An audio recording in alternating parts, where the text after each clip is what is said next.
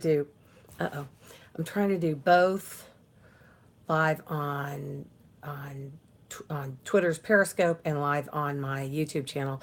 And my YouTube channel is heavily shadow banned for 10 years. 10 years. I think I hold the record. I don't know. Any of these other people are complaining about being shadow banned have got me on the 10 years since 2008. So, thank you very much for joining me, my live podcast here tonight.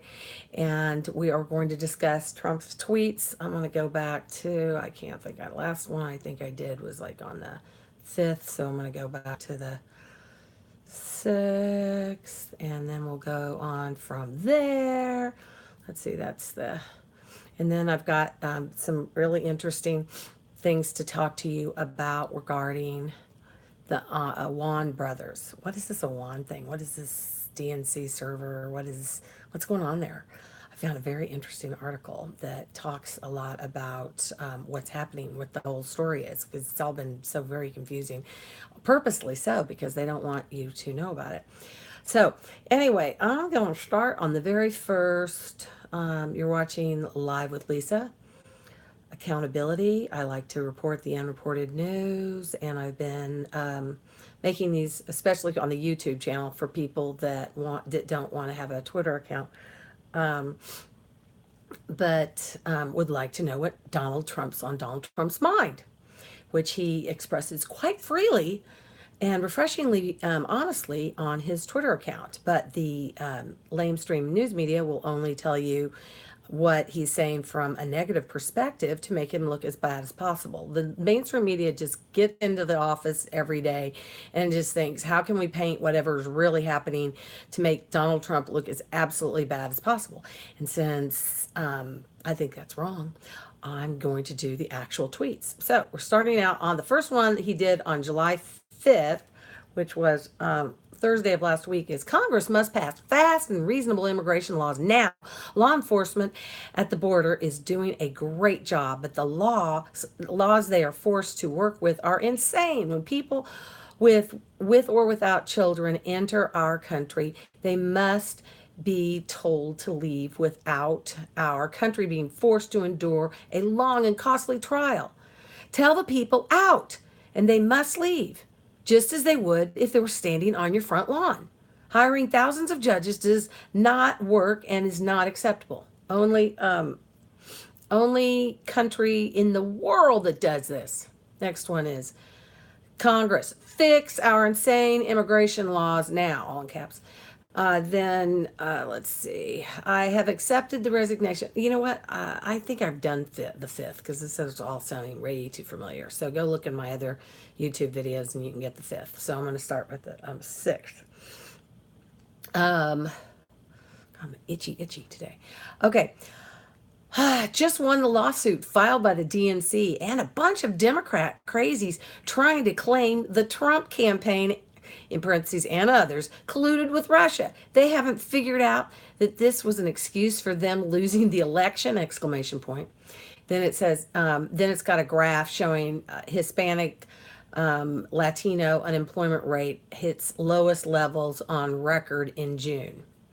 So that's an article at cnsnews.com, and that's what it's entitled. So check it out if you want to read it. I'm not going to go to it. Then he retweeted Dan Scavino Jr. When they lose, Democrats want to change the rules. And then that's a link to an article, When They Lose, Democrats Want to Change the Rules, from the WashingtonExaminer.com. Washington Examiner, not the Washington Post, never to be confused.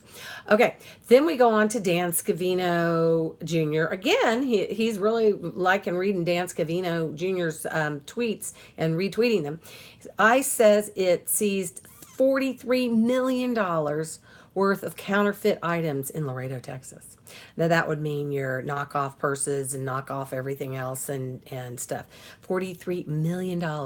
There's nothing, there's a lot of hanky, awful stuff going down there on there at the border. Child trafficking, human trafficking, drug smuggling, and now we see counterfeit items that are being sold, knockoffs. So then, he gets a third retweet for Dan Scavino. He was busy retweeting Dan Scavino on Friday. So 6 months in tax cuts are already providing historic gains for minorities, women, and small businesses. And it links to another Washington Examiner story. 6 months in tax cuts are already providing historic tax gains. Same title. So then he starts doing his own tweets. Twitter is getting now we're on to July 7th. Twitter is getting rid of fake accounts at a record pace. Will that include the failing New York Times and propaganda machine for Amazon? The Washington Post, who constantly quotes anonymous sources that, in my opinion, don't exist. They will both be out of business in 7 years. So, you heard it from Donald Trump. The New York Times and beware, and Amazon will be out of business in 7 years. I don't know. Amazon's like controls everything as far as like selling online. But I could totally see New York Times being out of business because they're in the business of news, not in the business of propaganda. And now the veil has been lifted, and we know that all the mainstream media, especially who get their talking points from the New York Times, are just propaganda machines. They tell you what to think, not what's the truth. What to think, not the truth. Okay, keep that in mind. This is part of why I'm doing this thing. So then he goes on and says, big decision will soon be made on our next Justice of the Supreme Court. Next one, public opinion has turned strongly against the rigged witch hunt and the special counsel because the public understands that there was no collusion with Russia. So ridiculous that the two FBI lovers, a fraud against our nation, and that the only collusion was with the Democrats. Well, he says them Dems. Then we're still on the 7th. The rigged witch hunt, originally headed by FBI lover boy Peter S. for 1 year. So this witch hunt to try to catch Donald Trump in colluding with Russians in order to win the election. He was the head guy for a whole year. And now 13 angry Democrats should look into the missing DNC server, Crooked Hillary's illegally deleted emails, the Pakistani fraudster, Uranium One, Podesta, and so much more. It's Democrat con job. Okay, so then let's see. This is today. This is 14 hours ago. Today is Sunday, the 8th of July. The U.S. is working very closely with the government of Thailand to help get all of the children out of the cave and to safety. Very brave and talented people. He's so compassionate and thinking about other people, and oh, wow, what a refreshing president. Anyway, then we've got Steve. He wants to retweet a fellow by the name of Steve Cortez.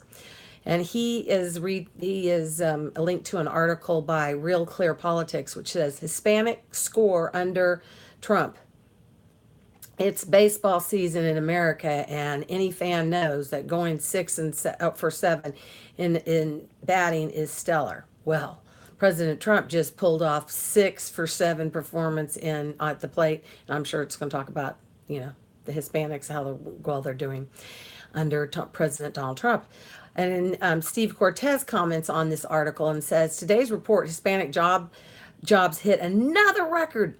Unemployment at an all-time low of 9 months in history, under 5% joblessness for Latinos. 8 of them have been in the last year under President Trump.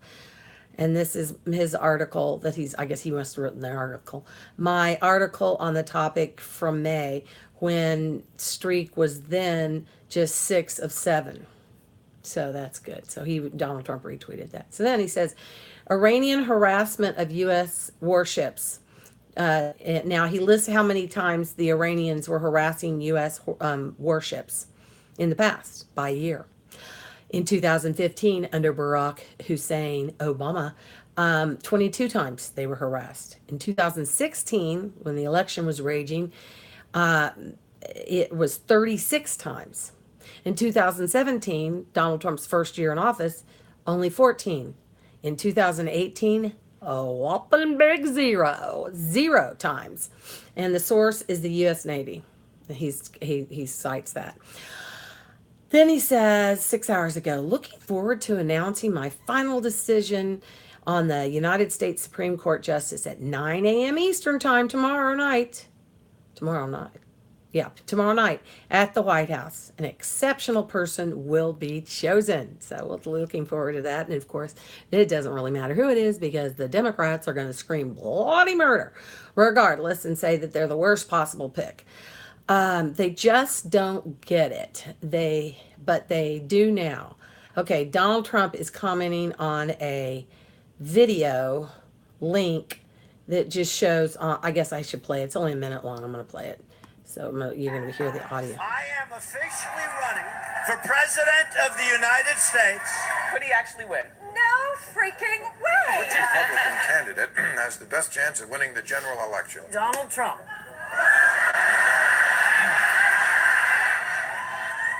There's not going to be a President Donald Trump. Trump will not be president. Trump will never be elected president of the United States. You're not going to be president, A all man right? who will never be president of the United States. Wrong! Is not going to be president of the United States.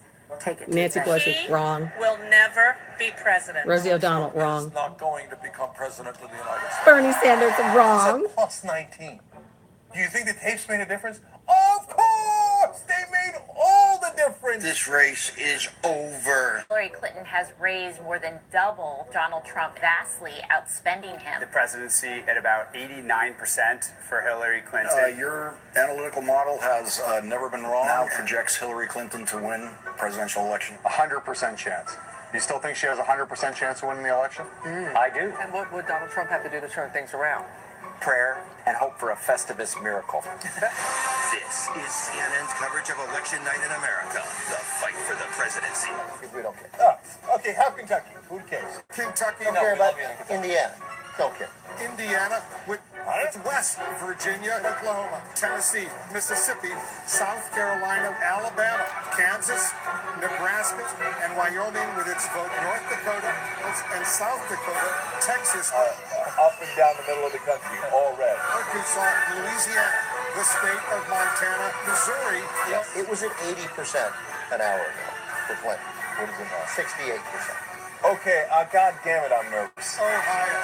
Ohio, God. Idaho, Okay, yeah, I don't see it. This is the Young Turks. I don't see it at all. North Carolina, God damn it, if we need Florida, are you shitting me? Florida, It is fucking panic time. Georgia, Donald Trump now the favorite to win the presidency. Iowa, New York Times now has it at 95% chance. Utah, Can still win, but in order to do so, It just doesn't get any better than this. Wisconsin, Election night. Damn, Arizona, Alaska. Pennsylvania. Michigan. What a night! How did Oh, it's just great. It doesn't get any better than that. I love it. They just didn't get it, but they do now. Ha ha ha. He's the president and he's doing a great job and we love him. I've now gone 3 times to the Kansas City Royals baseball game, sporting my Make America Great red hat that I got at Bedminster, and my Trump shirts. And every time people just come up, they're like, "I like your hat. Oh, I like your shirt. I like your hat." I haven't had one triggered person who's afflicted with TDS, Trump Derangement Syndrome, say anything negative, untoward, or anything. So I say we all start sporting our colors. Come out. It's okay, unless you live in a really liberal place. Yeah, maybe you should, just know your audience. So here it is. Let's see. And while I was reading that, somebody was saying on Twitter that I need to get glasses. I don't need reading glasses. I read just fine. The problem is I am a little dyslexic. Like literally, I got held back a year. I'm a little dyslexic, so sometimes I don't read as well as I would like. But I think, hopefully I'll make it animated enough that you'll find it enjoyable and you can continue to watch. If not, just go ahead and tell me that you don't want to watch. That's fine, or stop watching. That's the wonderful thing about this kind of media. You can turn it off if you don't like it. Okay, so this is very fascinating. There is this great little website called Before It Is News, alternative news, and it's got all these interesting articles. So I went through there and I thought this was an interesting article, and it's about these Pakistani brothers and family that were in charge of the IT, and for the Democrats. And I think he holds the key for all the corruption that's going on in the Democrats that they've wanted to hide, which is why they have been, trying to frame Donald Trump with this bogus Russia hoax thing when they are guilty as sin over the Russian things. They sold Hillary Clinton, Barack Hussein Obama, both, they worked together to sell 20% of our precious uranium to the Russians so they could make the atom bombs and not us. 20% of the uranium. I think that's slightly more corrupt than possibly holding a meeting with a woman who wanted to talk about changing some law, who lied to Donald Trump Jr. and Manafort, or I think it was Manafort, who else it was in the meeting, for a few minutes about dirt they had on Hillary Clinton. Guess what? I have run 10 political campaigns, federal campaigns, for Congress, Senate, and also for a statewide race for Attorney General. And that's the first thing you do. You want to find opposition research. That's what Fusion DPS does. That's what they major in. They major in finding dirt.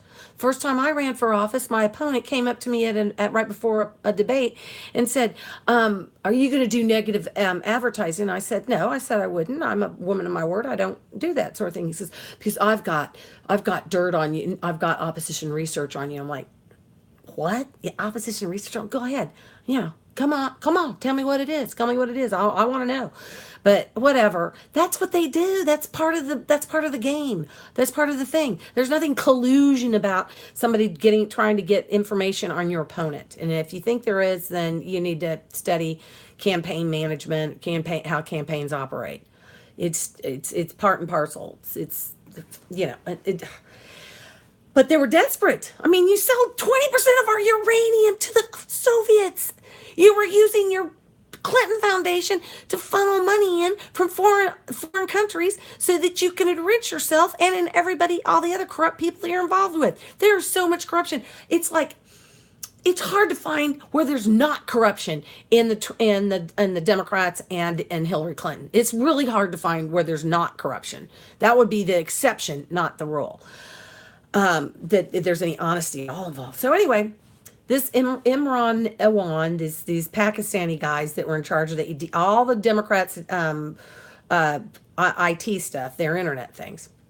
This is an article about that, and it says, let's see if I can get this in here without it covering. Okay. Imran Awan cuts deal with DOJ, the chess theory, ? Now, this is what they think is going on. So, and this is from, if you want to follow along, it's at thegoldwater.com. And it was written on July 3rd by Red Pill. Okay. The infamous culprit behind what appears to be a major scandal involving the blackmail of members of the Democrat Party in the House of Representatives, Imran Awan, has cut a deal to enter a guilty plea on charges of bank fraud. Okay, now, and then Donald Trump says, and he did this on June 7th, our Justice Department must not let Awan and Debbie Wasserman Schultz off the hook. The Democrat IT scandal is a key to much of the corruption we see today. We want to make a plea deal to hide what is, they want to make a plea deal to hide what is on their server. Where is the server? ? Really bad! ! And that was Trump's tweet on 9:07 on June 7th. Now back to the article. This decision is absolutely infuriating to many at first glance, considering the overwhelming evidence that did in fact exist against the Awans. However, as we're going to take you down the rabbit hole through this article, you'll understand the complexity of what's occurring and be provided with the chess theory as to what it means. As most know, Imran Awan was an IT aide for Representative Debbie Wasserman Schultz, Democrat of Florida, in which, as of today, federal prosecutors said they uncovered no evidence that Awan violated federal law with respect to the House computer system. The statement from the federal prosecutors involved in the case comes as a complete shock to the world when Imran Awan, who worked as an aide for the former DNC chair and current Florida representative of the Democrat Party, Debbie Wasserman Schultz, was linked to countless suspicious enterprises, including what seemingly was a money laundering operation under the guise of a used car dealership going by the not so inconspicuous name of CIA, or Cars in A, International A. We're going to come back to this, but remember going forward in this article that the DOJ absolutely has evidence of money laundering from the Awan family. That fact is important to understand what's occurring with today's announcement. There's a multitude of other countless conspiracies involving Awan seem to sound like a well-scripted Hollywood film, but they're in fact a reality. And now he's seemingly being let off the hook for what appears to be, at first glance, to be a bare minimum charges. For the past few months, the story of the Awan brothers has continued to be ignored completely by the mainstream media, which is why we're discussing it here on Live with Lisa. So, the brothers, Abid, Imran, and Jamal Awan, all born in Pakistan, all with connections to the Muslim Brotherhood, are at the center of a widespread criminal investigation by the United States Capitol Police and the Federal Bureau of Investigations. Specifically, the family has access to the House Permanent Select Committee on Intelligence, the House Committee on Foreign Affairs, the National Security and Information Technology of the Committee on Oversight and Government Reform, the Subcommittee on Tactical Air and Land Forces, of the Armed Services Committee, the Committee on Homeland Security, the Terrorism and Cybersecurity Subcommittee, the Emerging Threats Subcommittee, which oversees terrorist threats to the United States, the Committee on Science, Space, and Technology, the House Energy and Commerce Committee, which oversees the nuclear industry, and several other key groups within our Congress. Did you hear all those committees? It's like all the pertinent committees that have to do with our security here and through the Congress. This is scary. These guys their whole family had access to all that, so they knew all the stuff that was going on. The Awan family had the uncanny ability to access information and data from each of the above committees, knowing what could be classified or security level details, as well as inside knowledge of matters important to the safety and security of the nation.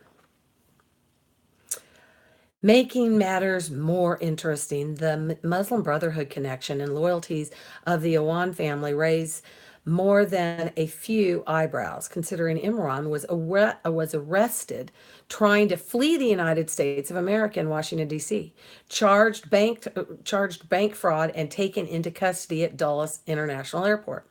Clearly, Awan was trying to leave the nation with whatever laundered cash he may have had, as well as the excess cash from stolen goods he had held in various hidden accounts. Making matters more interesting, the Muslim Brotherhood connection and loyalties of the Awan family raises more than a few eyebrows, considering Imran was arrested trying to flee the United States of America in Washington, D.C., charged with bank fraud and taken into custody in Dulles Airport. I thought I just read that. Did I? Okay, whatever. The Daily Caller reported in late June that Representative Yvette Clarke, Democrat in New York, was aware of this theft ring in Washington, D.C., at least in terms of physical goods, where her deputy chief of staff literally caught Abid Awan with Clark's office with stolen electronics strung across the room in early morning hours. Oh my gosh, he's like getting into congressmen's offices and doing all sorts of hinky things. This is just amazing. So anyway, they've got some videos. I'm not going to listen to the videos because it says that's basically if they're basically summarized in the printed part. But we're reading the Goldwater article from Red Pill. Okay, so let's see. Repuvet deputy staff came into the office on Saturday in December 5th, 2015 and caught the New York Democrats' part-time IT aide, Abid Owan, rummaging through the Congresswoman's work area with new iPods and other equipment strewn around the room, according to the House documents and interviews with the Hill staff. This was a member of the Democratic Party catching at least one of the Owan brothers in the act of stealing highly expensive taxpayer-funded electronic goods from Capitol Hill, and Wendy Anderson told him to leave her office. She told Capitol investigators that she soon suspected Clark's chief of staff, Shelley Davis, was working with Abid on a theft scheme. Multiple House staffers with knowledge of the situation told the Daily Caller News Foundation. This eyewitness testimony brings about uncertainties as to today's deal with Imran Owan, who is alleged to be the mastermind of the entire scheme in D.C. Either means that the DOJ and federal prosecutors are covering up the crimes of the family to protect unreported interests, or they've cut a deal with Imran to testify against the elected officials. But at this point, without any evidence to support such a claim, this is purely speculative rhetoric. After the arrest of Imran Owan while trying to flee the United States, it reignited the allegations suggesting Debbie Wasserman Schultz's missing computer, the one she freaked out over on film, may have contained evidence not only overcharging taxpayers for congressional IT equipment, but possibly blackmailing members of Congress with secrets captured from emails while the brothers were in control of computer servers for the highest levels of government. Isn't that interesting? Watching the following video for those unfamiliar with the backstory, and listen to how Debbie Wasserman Schultz loses her mind over the alleged missing laptop that clearly belongs to her, even going as far as threatening the DC police chief if the Capitol Police fail to turn over her property. She's desperate. I'll let you listen to a little bit of this. Let's see how long it is. But she's just, I remember listening to her and she just sounded way too scared, way too intimidated. What about diversity? There really has been a challenge that the Capitol Police has faced systemically with diversity. Diversity in leadership, diversity in recruitment. How are you focusing in on improving that? And, I don't mean any disrespect, but it is hard to take your word for it. As you said, you're in the leadership now, you're not in the rank and file. So, Mr. Chairman, it might be helpful for us to have an open, an informal meeting with the Capitol Police union leadership so that we can hear from them. We don't have to do it in a hearing, but it would be, I think, good for members to hear from the union leadership. We have done that from time to time, and give them an opportunity without the Capitol Police leadership here to talk to us about, some of their challenges. But certainly, but diversity has been a problem. We have a great diversity officer, Natalie Holder, who comes to us from the private sector. I'm going to give you a little, wait. See if this is it. Then the equipment is supposed to be returned. Right. In a general sense, yeah, it need to be done. But if the member owns the equipment and there is no ongoing case related to that member, then the equipment is supposed to be returned. Right. In a general sense, yes. No, I mean in a specific sense. If the member loses the equipment, says they lose the equipment, and it is found by the Capitol Police, it is supposed to be returned. If ownership has been established, right, it'll be returned. If it's subject to an ongoing investigation or additional things that need to be returned. But not an ongoing investigation related to the member. If the equipment belongs to the member, it has been lost, they say it's been lost and it's been identified as that member's, then the Capitol Police is supposed to return it. Correct? Well, it's not I can't give a yes or no answer on that because I know... It's a simple yes or no answer. Well, If you lose, if a member loses Count equipment Pence's and it is found by the Capitol Police, Anyway, so they found it. They found the computer. I think Imran put it in the in one of the alcoves. You know, we used to have these things called phone booths where they had phones, like pay phones in them. So I think he like left it there. And so she's desperate because there's a lot of dirt on that.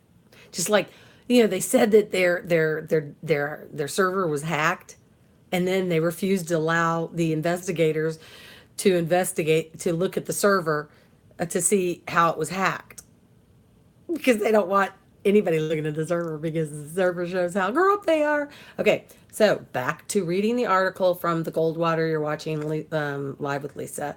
And this is a story on the Wan brothers, the IT guys for the Democrats. And it looks like this article, I think, sets up the possibility that the reason that why the ringleader got a plea deal was because he is going to be cooperating, because he knows all the dirt on the Democrats, so that we can get them indicted as they should be, because they're crooked as the day is long. Okay, for a better part of the year, the world has anticipated the Imran Awan scandal to be a crucial key in exposing government corruption perpetrated by the Democratic Party, even drawing the interests of the President of the United States of America, where Donald Trump himself has mentioned on multiple occasions about the entanglement of Debbie Wasserman Schultz with the Awan scandal. It brings about limitless questions since Politico published the groundbreaking article, The Secret Backstory of How Obama Let Hezbollah Off the Hook. So you know, watch that. That's in, let me tell you again, that's the Politico. It's the one that article, I don't know when it came out, but just search for The Secret Backstory of How Obama Let Hezbollah Off the Hook.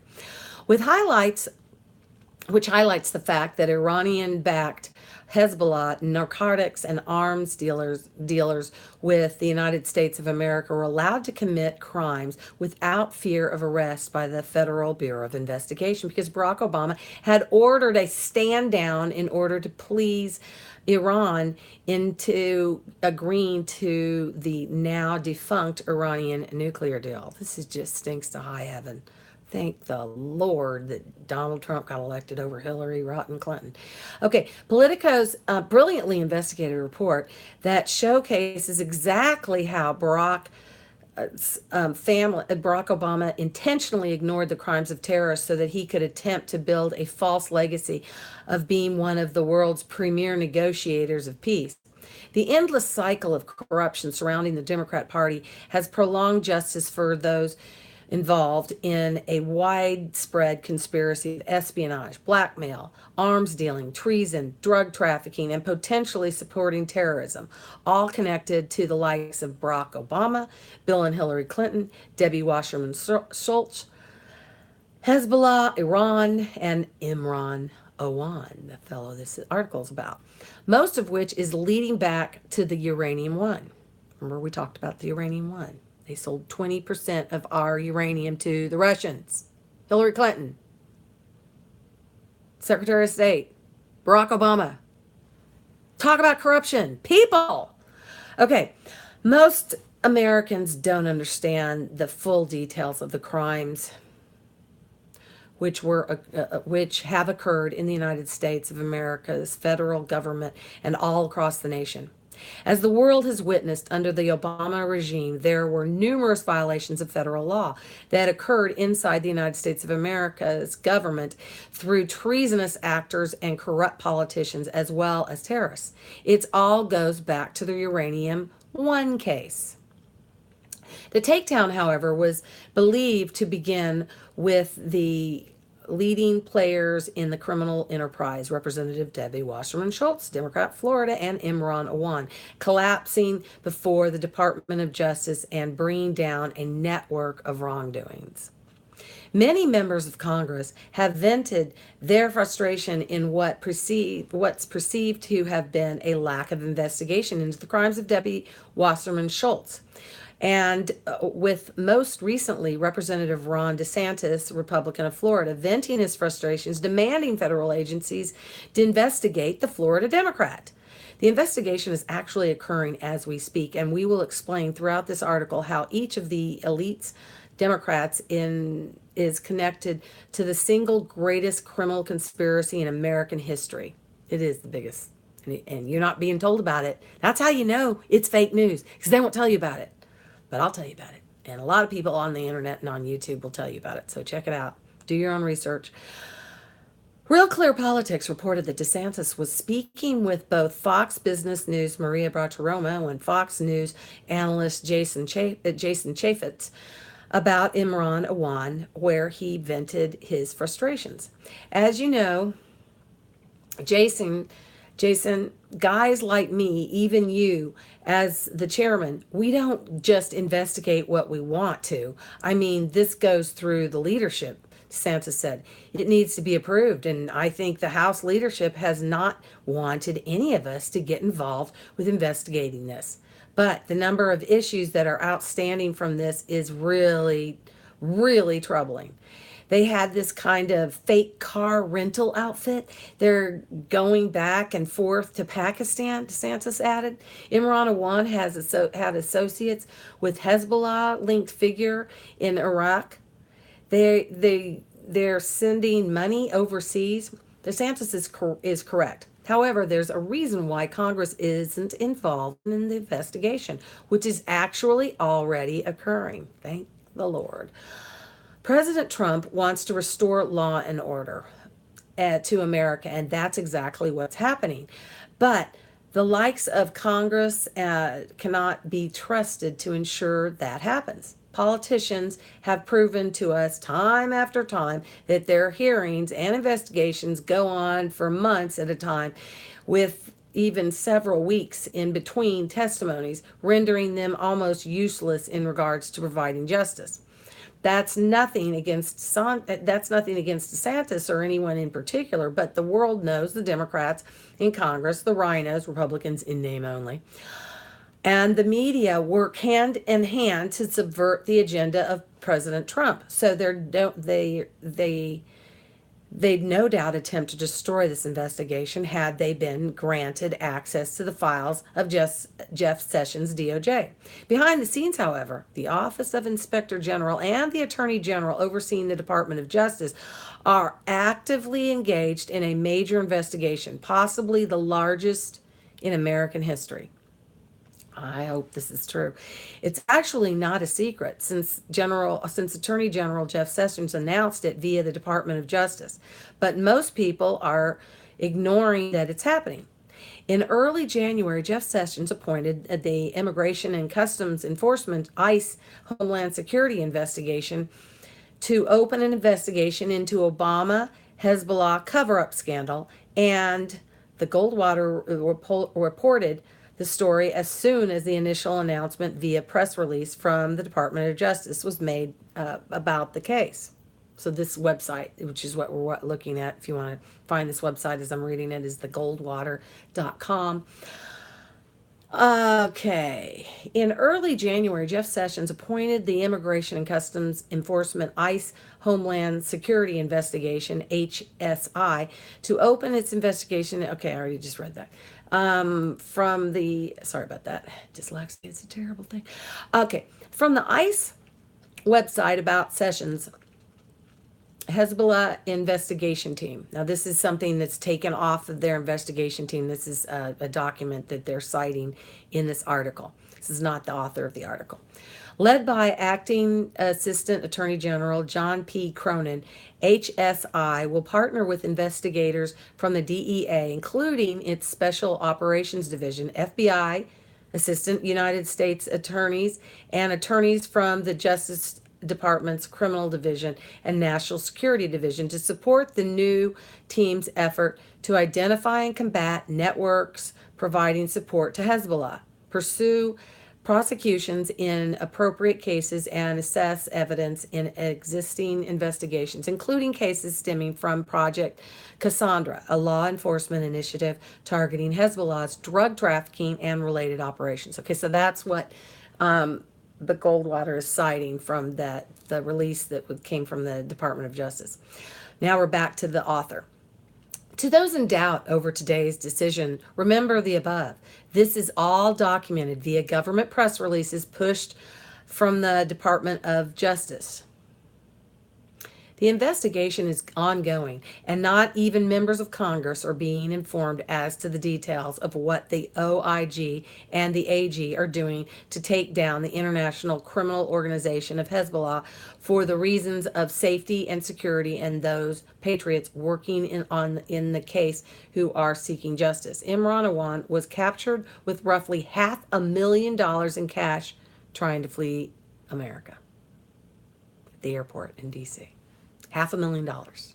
That's who there, and they just made a deal with him, so he's got a plea deal. So he must be singing like a canary. Okay, there's zero doubt underscored by the silence from the media that Attorney General of the United States of America has increasingly gained information from Awan and placed him into isolation protection prior to his indictments to be used as a key witness in future cases exposing the Hezbollah crimes Obama ordered the government to ignore. So he ordered our government not to enforce the laws and to leave us unprotected against a terrorist organization called Hezbollah. Okay, it's also clear that the Trump administration has become the victim of endless leaks from members of the Congress or those with the government, which is another reason why the silent assassin Jeff Sessions has remained so quiet throughout this crucial time. Now, I'm a professional actress, and so I feel very confident in telling you I can spot somebody who's not a very good actor. And Jeff Sessions, God bless him, he's a terrible liar and actor to pretend like he doesn't, when he's gone in front of these cases. I knew something fishy was going on because he stretched credulity to believe what he was saying. So anyway, back to the article. Despite criticism against him, look no further than the numerous official announcements from the DOJ to confirm what's ongoing and the fact that the media barely reports these announcements from the Department of Justice. In a clever divide and conquer tactic, it turned those most loyal to the president into fictitious enemies. See? Don't look behind the curtain over here. Look over here.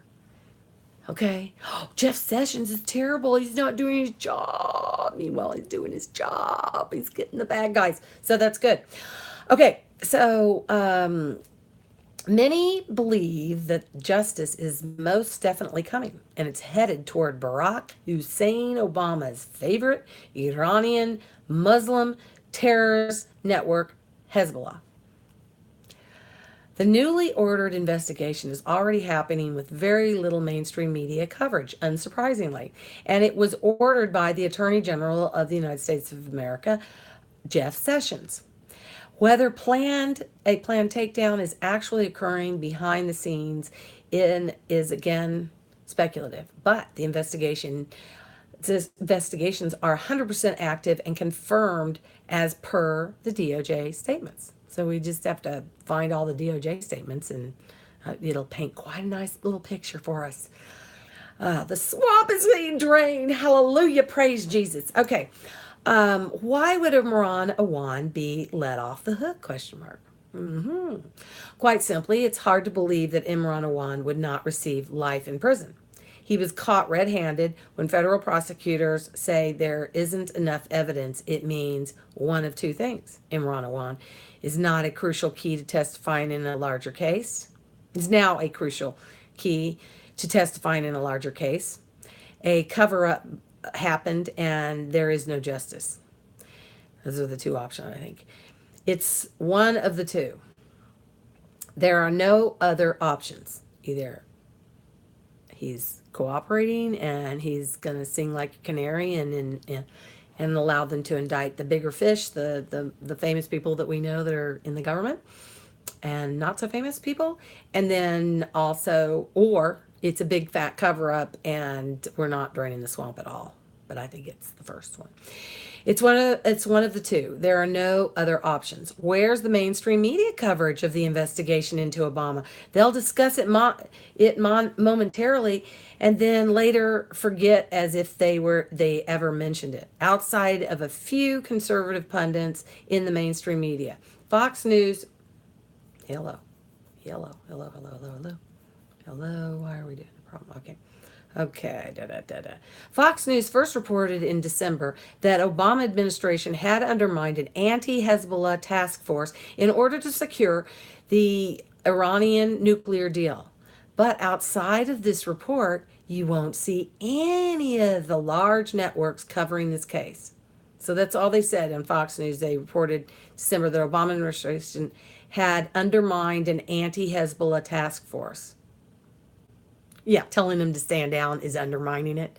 Oh, see how the fake stream media, they candy coat things, and they just have these little subtle ways of changing the narrative and not telling you the whole truth and just part of it to make it, slant it so that you change your opinion about world events. Fox News report from December of 2017 said this. The Obama administration gave a free pass to Hezbollah's drug trafficking and money laundering operations, some of which were unfolding inside the U.S., to help ensure the Iran nuclear deal, would stay on track. Is that just treason or what? Fox deserves some credit for this reporting, but it should disturb all Americans that the rest of the mainstream media aren't reporting what's being issued by the United States of America's Department of Justice. The DOJ is issuing press releases and it's being completely ignored by the media folks. That's not just disturbing, it's almost criminal. You're supposed to have freedom of the press. There's no freedom of the press if the press isn't reporting the truth. They're reporting what they want you to know, not what's the truth. Okay, again, in December of 2017, Fox News reported the DOJ review of Obama allowing Hezbollah to commit crimes in America, and the story was buried by the rest of the media afterwards. Fox News said of Sessions' ordered investigation. Now, this is a quote from Fox News. Attorney General Jeff Sessions is launching a review of a law enforcement initiative called Project Cassandra, after an investigation report was published this week claiming the Obama administration gave a free pass to Hezbollah's drug trafficking and money laundering operations to help ensure the Iran deal would stay on track. There's no denying the investigation was underway. However, there is also no denying that Rod Rosenstein is seemingly corrupting the entire Justice Department. But for some reason, he has not been fired by President Trump. This implies that there is more than meets the eye. What?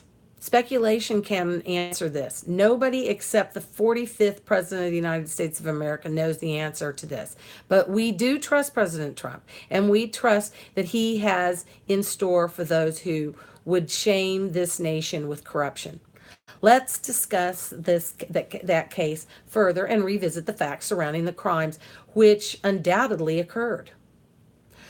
Now, again, if you're just joining us, I'm reading the goldwater.com article by Red Pill about the Awan brothers and the scandal that's unfolding, the biggest scandal in the history of this country that the news media is not telling you about. Okay. One of the lesser discussed events is that of Democrat Party's desire to employ Muslim Brotherhood member Imran Awan and his family and Debbie Wasserman Schultz in front and center in the investigation. A total of 44 Democrats, members of the House of Representatives, hired the services of Imran Awan as their ITA. All of the recommendations of former DNC Chair Wasserman Schultz, and on the recommendation of Debbie Wasserman Schultz, dyslexia. As we know, Awan is now in federal custody, facing a vast array of charges for his crimes against America. It's believed that Awan was employed inside if Debbie Wasserman Schultz's ranks for a whopping 13 years, suggesting the pair had a close relationship, dating back to 2004 when Wasserman Schultz was first elected to serve the 23rd District of Florida as a United States House Representatives. Imran Awan and his entire family have been accused of being closely affiliated with the Muslim Brotherhood. And the Pakistani national quickly was able to break through barriers inside of the House of Representatives thanks to the push from Debbie Wasserman Schultz to gain the trust of scores of elected officials. So Debbie Wasserman Schultz said, oh yeah, get this, hire this guy, he's great. Imran Awan and his brothers soon would be under investigation after he was accused of secretly diverting data from computer servers with the House of Representatives, the very servers that Democrat National Committee and every Democrat politician, including Hillary Clinton, were using. Awan actually designed those servers for the DNC as a replacement for Hillary Clinton's private email server that caused widespread controversy of its own. Interestingly enough, Imran Awan, his two brothers Abid and Jamal Awan, along with his wife Hina, all were paid incredibly high salaries working inside the congressional buildings. During his tenure, Awan would gain some much credibility within the DNC. At one point, he had 20 political clients making a stunning $165,000 a year. Our taxpayer dollars at work. Despite the federal legislation that states congressional staffers cannot make more than their elected officials, Awan raked in enormous amounts of cash by picking up so many clients with the DNC. It's not as if following the law is important to Democrats, as we've far too often seen with our own eyes. In fact, the four members of the Awan family were paid a total of $5 million between 2005 and 2016. Yes, that's $5 million on taxpayer-funded cash to pay for an illegal salary that should have never been able to reach such numbers. If the Democrat Party followed the law, that is, of course they don't follow the law, how could this have happened? And how could it have happened for so long? Well, Barack Obama was the president of the United States of America, and he completely corrupted the government, including federal law enforcement agencies, through policies that discouraged profiling of Muslims and minorities in a stance that placed virtue signaling over the safety and security of the American people. Treasonous. Now, I remind Americans that Osama bin Laden was actually killed inside of Pakistan while their government was assisting in hiding the terrorists from justice. Barack Obama's government continued to pay no attention to the Pakistani national, Awan, or his Muslim Brotherhood family because that would be perceived as being bigoted to the liberal fantasy world, despite the fact that the world's most wanted terrorist was found to have been seeking refuge in Pakistan for what's believed to have been several years. Inevitably, anywhere from 20 to 80 various servers and computer parts were missing from the various congressional offices in which Awan was employed in February of 2017. So all this stuff just goes missing. 2017 February. That was about a month after Donald J. Trump took office. Heads were starting to roll, so they just removed all the equipment, which forced the hand of the Federal Bureau of Investigations, led of course by the one and only former FBI Director James Comey, who had no choice but to begin investigating the case because he was head of FBI. I'm so glad Donald Trump fired that guy. Suddenly, the press obtained information about Awan and the two Democrats closely aligned with him, both Representative Debbie Wasserman Schultz, Democrat Florida, and Representative Gregory Meeks, Democrat New York, had assisted Awan for years, as well as learning of the facts connecting Awan to the Muslim Brotherhood. The majority of the mainstream media attempted to avoid discussing these facts, but die-hard investigative journalists continued to research the connections along with numerous citizen investigators on social media. That's us. Investigate away. on social media, and what they'd uncovered turned out to be incredibly disturbing. First, thank you to everyone who refused to allow justice to die. To understand how this was allowed to happen, you have to know the origins of the case, who was involved, and why they all played a specific role in the cover-up. Okay, just in case you just joined us, we are reading the article. Go on your channel if you want to read it. Long, about halfway through. It's a pretty long article. TheGoldwater.com. This is about the Iwan brothers and the whole scandal, the biggest scandal. This is the tip of the iceberg of the biggest scandal that'll ever have hit the United States of America. So read it and weep if you're a liberal Democrat. But probably you'll just turn it off because blindness, see no evil, hear no evil. Okay, so we go on. To understand how this was allowed to happen, you have to know the origins of the case, who was involved, and why they all played a specific role in the cover-up.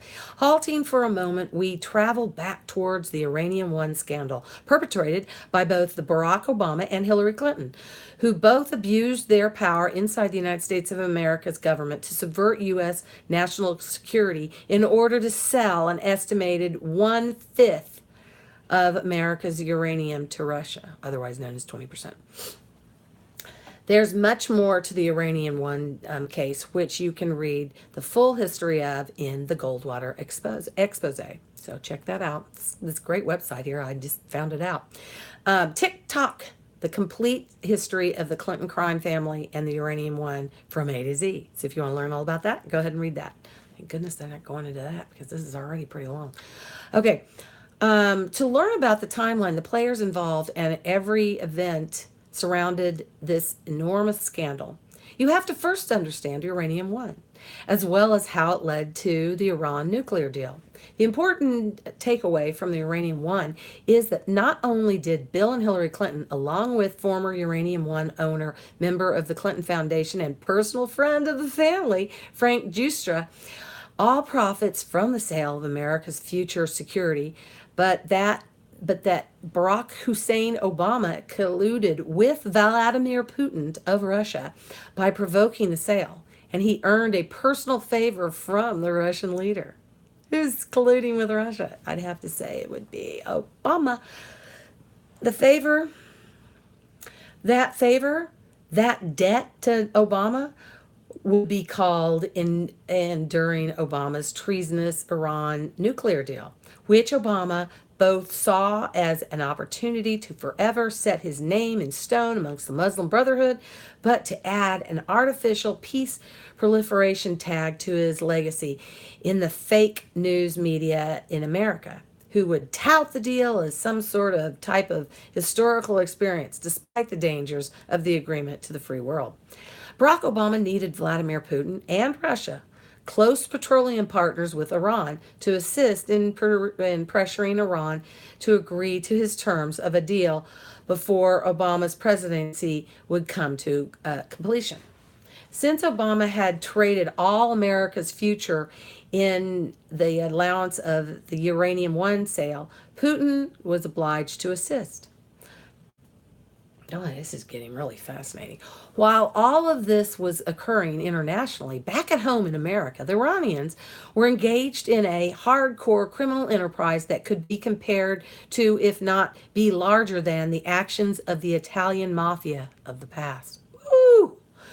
The Iranian Hezbollah sect, a known terrorist organization, was both trafficking narcotics all throughout the United States of America, as well as firearms, and later laundering cash through illegitimate front businesses.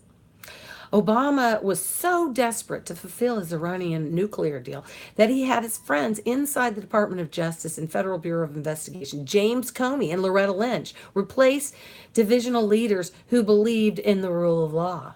So they purged our DOJ and the FBI of people who actually were honest, so they could put dishonest people in there. Thank you, James Comey and Loretta Lynch. Replaced divisional leaders who believed in the rule of law with corrupt Marxists who would turn a blind eye to the crimes occurring in America. For the greater good of course, became the mantra of the Obama government, who ignored all of these crimes as they occurred, as to not upset the Iranians for prosecuting their Hezbollah associates that were engaged in widespread crimes in our nation. By allowing Hezbollah crimes to occur, Iran would see Obama as being on their side, and combined with the pressure from Putin on Iran, who was returning a favor for the Uranium One deal, Iran agreed to Obama's Iranian nuclear deal. They paid him so much money. I don't see why he needed all this pressure from Putin. And I mean, what a loser! Though there's your Russian collusion, Democrats. There it is. They're trying to cover it up. The Russian collusion is with the Democrats selling 20% of our uranium to our supposed other big enemy so that they could make more nuclear bombs and blow us to kingdom come. About as bad as you can get. Okay, I'm reading again. Just a little stop. The goldwater.com about the Iran brothers and the biggest scandal ever in history. So if you want to watch, go ahead, watch. Okay. Had the Iranian nuclear deal never become exposed for being full of dangers and the ignorance of Hezbollah never been made public, Obama would still be touted by the fake news media as being a hero of peace, which is the furthest thing from the truth. Now, how does this tie into Imran Awan, as you ask? If you listened carefully earlier, you heard me mention the Politico report of how Hezbollah was laundering cash from its illicit drug and weapons dealings inside of America. Imran Awan was participating in several of the money laundering operations of Hezbollah that was, and likely still are, occurring inside America. That the plot seemingly had thickened for the family of Imran Awan after evidence has surfaced that his family House IT aides ran money laundering operations disguised as a used car dealership. As if this isn't complete shock to the world, Imran Awan, and now indicted aide of former DNC chair and current Florida representative of the Democrat Party, Debbie Wasserman Schultz, is once again being linked to even more suspicious enterprises, with the used car dealership going by the not so inconspicuous name of CIA, Cars International A. He names his bogus front business after the CIA, which you know must have been complicit in all this. Yes, Imran Awan actually laundered some of the illicit funds of his operation through a business named CIA. You can't make this up. As a reporter by the Daily News. The Daily News wrote this. This is a quote from the Daily News, or taking you outside the goldwater.com article. If a customer showed up looking to buy a car from Cars International A, often referred to as CIA, Abid Awan, who was managing partner of the dealership while also earning $160,000 handling IT for the House Democrats, would frequently simply go across the street to another dealership called AAA Motors and get one. If AAA Motors borrows a car to Cars International and they have a customer, it simply took the car across the street and sell it. Then later give the profit back or not. Nasir Khataf, who ran the long-standing AAA dealership, testified in a lawsuit. There was no documentation. If you go and try to dissect, you'll not be able to make any sense of them, because there were many dozens and dozens of cars transferred between the two dealerships and between other people. Now, that was the article from the Daily Caller. We're going to go on back to the article written in thegoldwater.com about the Awan brothers. The above report is wholly accurate, and it only adds fuel to the fire or the Imran Awan conspiracy, which is actually directly connected to the Uranium One and the Iran nuclear deal because of such. The above report is wholly accurate and only and it only adds fuel to the fire or the Imran Iran conspiracy, which is actually directly connected to Uranium One and the nuclear deal. Okay. We have learned a lot about this case, but there remains unanswered questions such as how long the FBI was aware of what Imran Awan was doing since they were told to stand down regarding Hezbollah. And who exactly outside the Muslim Brotherhood was Imran Awan stealing data from the House of Representatives for? Who are they stealing it for? You have Barack Obama intentionally ignoring the crimes of Hezbollah, all while a high-ranking Democrat, Debbie Wasserman Schultz, was employing a Pakistani national, also a member of the Muslim Brotherhood, who was engaged in the exact same crimes. There's obviously a connection, but to what extent remains unknown to us, although there's little doubt federal prosecutors and attorney general know. Knowing these facts should excite anyone reading this, well, unless you're a Democrat. These are facts. They cannot be disputed. This much is certain. Let's see. Every American family with the case under every American dyslexia. I'll try that again. Every American familiar with the case understands that there's been a conjoined effort from both the mainstream media and the Democrat Party to ignore the Iwan case outside of reporting more than they have to. Thankfully, there are numerous independent media outlets, including several of us at the Goldwater, who have spent thousands of hours investigating the scandal and trying to put together the missing pieces to bring Americans to the truth. The mainstream media intentionally wished to demotivate you.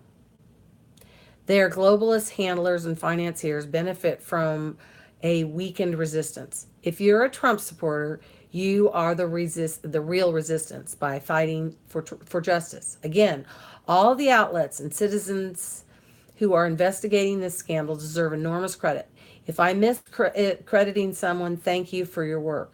Americans deserve to know the completely unfiltered truth, and no person, whether that be former President Obama, former Secretary of State Hillary Clinton, former DNC Chair Debbie Wasserman Schultz, or any low-level arms dealer or even someone who assists in the money laundering operation should be invincible from justice for their crimes, nor are they above the law. There's also a lot of heat directed to at Attorney General Jeff Sessions over the false perception of a lack of justice, when in reality most Americans don't understand the full details surrounding the cases, nor do they recognize the levels of corruption inside the Federal Bureau of Investigation and the Department of Justice that have to be pursued by Attorney General Sessions and the Office of Inspector General via Michael Horowitz. It is for those who do understand the case to inform others. Now that you have seen for yourself it's occurring and that the media is avoiding covering it, it should come as reassurance. Debbie Wasserman Schultz is terrified for this reason, and she should be, because she's a crook. And we have to pray that she will ask for forgiveness and get right with God before she passes away, because she got a lot of explaining to do. So anyway, they all should fear the coming storm. Those who hold keys to exposing the Democrat Party's elites tend to have a, shall we say, mysterious way of meeting an untimely fate. There's a reason the FBI couldn't be trusted by the Attorney General from day one to do anything about ignorance of Hezbollah crimes, which Obama ordered to be avoided for prosecution.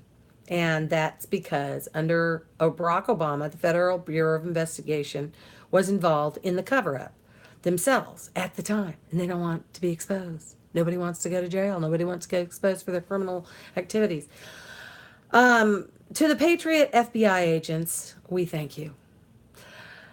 But we all know James Comey under Loretta Lynch, who under Barack Obama's command corrupted the Bureau. You can take it back through. Do the right thing. How could anyone expect Sessions to use the FBI to assist until it was cleaned out?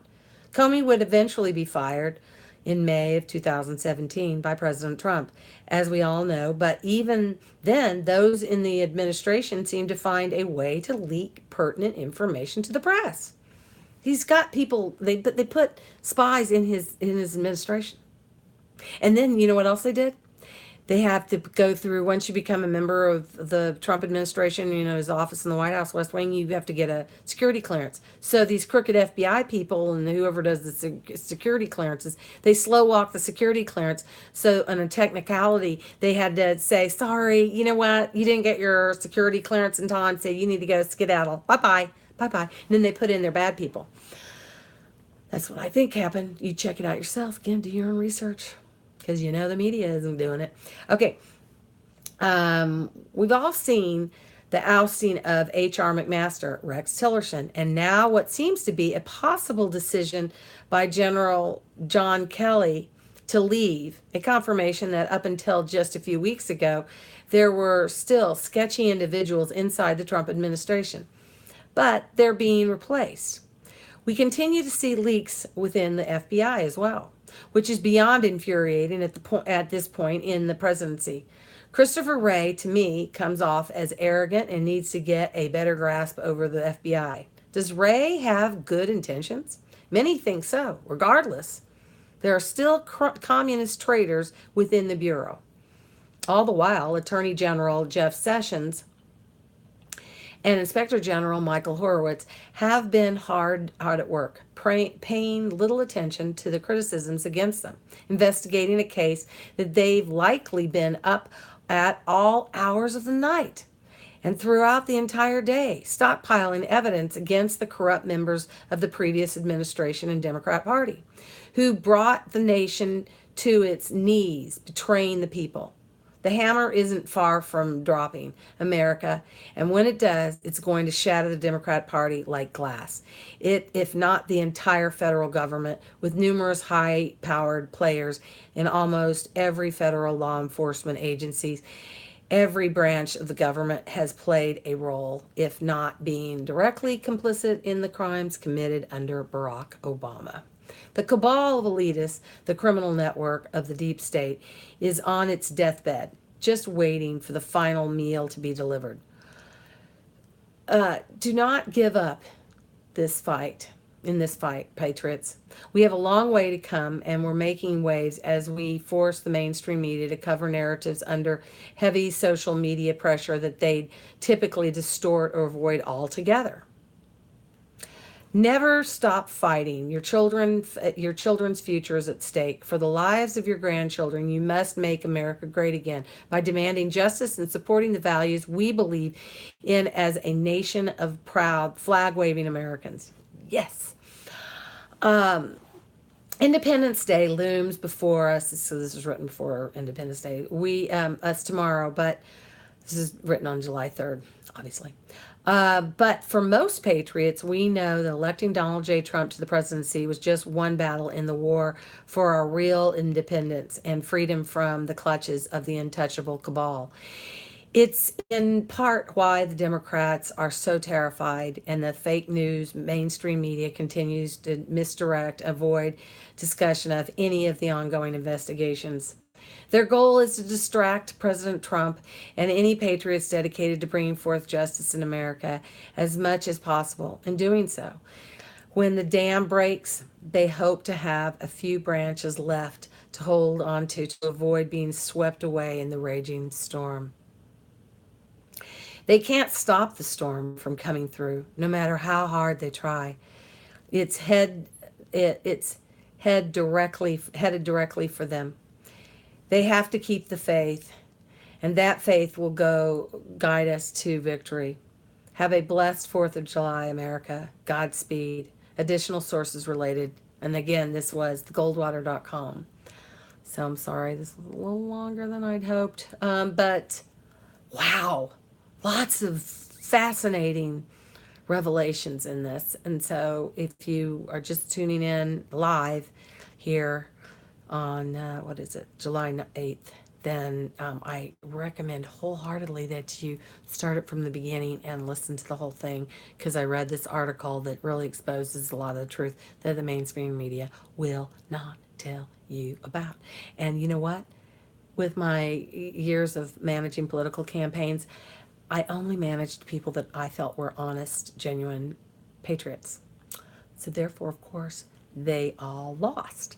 But in doing so, I could see that the rhinos, Republicans in name only, they would back certain what I call designated losers. They would back designated losers, so they could use them like as a. And I even wrote Ben Carson this on his little political email that I got, because I used to manage political campaigns. So I wrote him and I said, your campaign people are doing you a disservice. What they were doing was they were using the wonderful Ben Carson to raise money, and then they were taking the money that they raised and they were feeding it right back into the to more having running more fundraisers instead of into things like television commercials, flyers, and things to help him actually win his primary. So that's what they do. They were using, when I was running campaigns, some of the other Republicans running like in another congressional seat that they thought was more winnable, they would spend all this money. As a matter of fact, I got kicked out of a neighboring congressional member's call center when I was trying to make phone calls for my candidate in the downtown Portland, Oregon district. I was running against one of the crookedest Democrats, Earl Blumenauer. And they called up the head people back in Washington, D.C. in charge of the congressional races, and said, we've got this woman here from Delia Lopez's campaign, and she's making phone calls for Delia. She's not making phone calls for our candidate. She could be kicked out. I'm like, what in the world? Are we on the same team or not? No, we're not on the same team. And the best thing that they did, the thing that they did most of all to all my candidates, was ignore them. One of the candidates I helped manage, he got himself kicked out for standing up for one of the other candidates in an endorsement interview for the Willamette Week. Got kicked out of the interview on video. Made Willamette Week look like complete losers. And he's now running for Congress this time in Oregon. His name's Mark Callahan. And so he got on Tucker Carlson. He got national coverage for being kicked out for standing up for him, because it was all a show. It was all a show interview. They knew exactly who they were going to endorse before they even had the meeting, but they just did it as a LARP to put it on their little video screen and make it look like they were making a fair and considered, decision on who to endorse for Congress or Senate or whoever it was. It was a Senate race that he was running, U.S. Senate. And that's how they do it. So if you are following somebody who has never been silenced and isn't being shadow banned like my stations are shadow banned. I don't expect, it looks like only 3 people are even watching, 4 likes on my I think that's the on the YouTube channel. And I'll get off. This is a live YouTube channel, and YouTube stream, and it'll like have like maybe 5 people watch the whole thing. But then I'll look on my Periscope, and it'll have hundreds of people that watched it. So they that's what they do. They have an algorithm, and they just block it, because if it looks like a lot of people watch the video, then it could go viral. And they don't want it to go viral. And so it gets even more insidious, because for years, and I just ran across my receipt, I had an AdSense account, because I've had a YouTube channel since 2006. And I got money a couple of times. But if they acknowledge the views, the actual number of views, then they have to pay you more money. They have to pay you a certain amount of money. If you get enough to make $100, and they have to send you a check, or they have to give you money. And they don't want, number one, your videos to get any attention whatsoever, because they don't like what you're saying. You're not contributing to the mainstream media's planned, brainwashing narrative.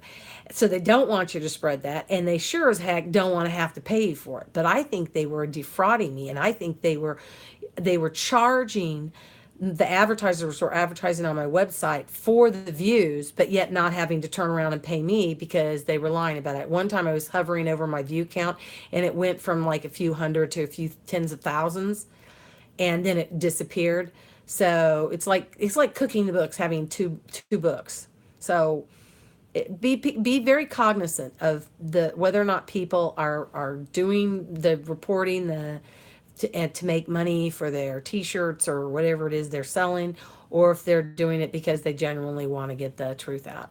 And this has been way too long, and I really appreciate the few people that did watch. Thank you so much. I think you'll find this very interesting, again, if you're at the end of it.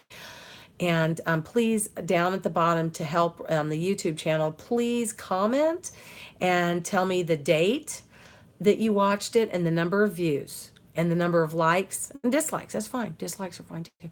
Whatever. I need to have something to show that people are actually watching and that they are censoring me, because it's just so infuriating. And this is a spiritual battle between Satan, the forces of evil, Luciferians, and the forces of and those of us that are following the Lord, our Creator, Jesus, and His wonderful Son sacrificed the salvation of everyone. Sacrificed Himself, Jesus Christ, on the cross. If you think you've been a bad person, you have, and so have I. We all have been bad, but He died on the cross so that you could spend eternity in heaven. This is just tryouts. This is boot camp. So you go to boot camp and you're trying to get into the military, they're going to make it really hard on you because they want to make sure you're tough enough to survive in the military. Well, God allowed Satan to do a lot of bad stuff down here to tempt us and to distract us and to make us think that God doesn't exist, and and see if you choose God, because He wants people that choose to be in heaven. He doesn't want people that just kind of happenstance do it. So you have to choose God before you die. That's the deal. You have to choose before you die. I'm sorry, atheists, and we're not here to judge you and tell you're a terrible person like you want to tell everybody. We don't, because we're all just as bad. We're all bad. We're all bad. God wants everyone in heaven. He even wants Hillary Clinton in heaven if she gives her life to the Lord. So there's no upside for hating on anybody.